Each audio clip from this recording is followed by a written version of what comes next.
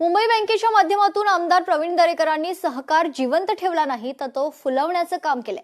सत्कार सोहळ्यात मंत्री शिवेंद्रसिंहराजे भोसले यांच्याकडून कौतुक उद्गार खरं तर सहकाराच्या कायद्यातही काढण्यात आलेले आहेत। आता बदल व्हायला हवेत आणि ते बदल प्रवीण दरेकर यांच्या माध्यमातून दिल्लीतून व्हावेत, असंही सार्वजनिक बांधकाम मंत्री शिवेंद्रसिंहराजे भोसले म्हणाले।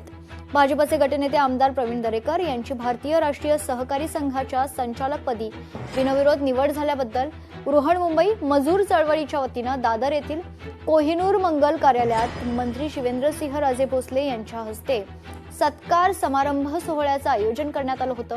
यावेळी ते बोलत होते।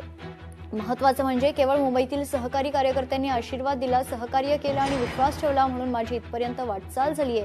त्यामुळे हा सत्कार माझा नसून कार्यकर्त्यांचा आहे, अशी भावना प्रवीण दरेकरांनी व्यक्त केली आहे।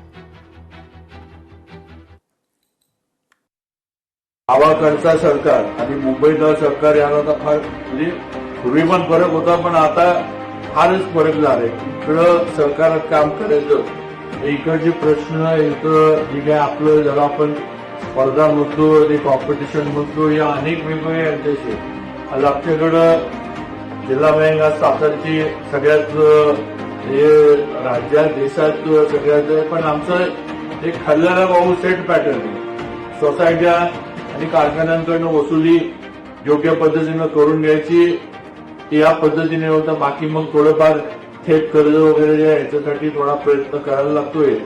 हा एक सेट पॅटर्न जिल्हा बँकांचा भाऊ बसलेला आहे, ज्या ठिकाणी कारखाने आणि सोसायट्या स्ट्रॉंग आहेत। तुम्ही बघा तिथल्या जिल्हा बँका कापटीच्या राहिल्या। आज सातारा जिल्हा बँक 7-8 कारखाने आमच्या बँकेच्या खाली आहेत।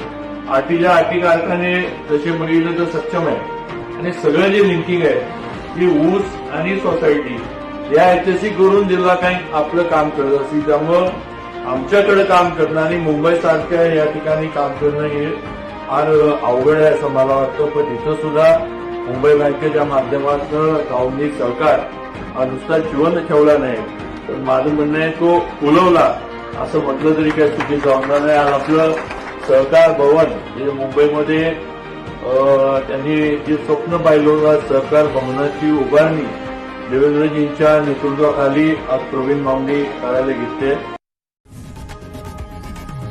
लोकशाही मराठी ऐका, पहा, जागरूक रहा।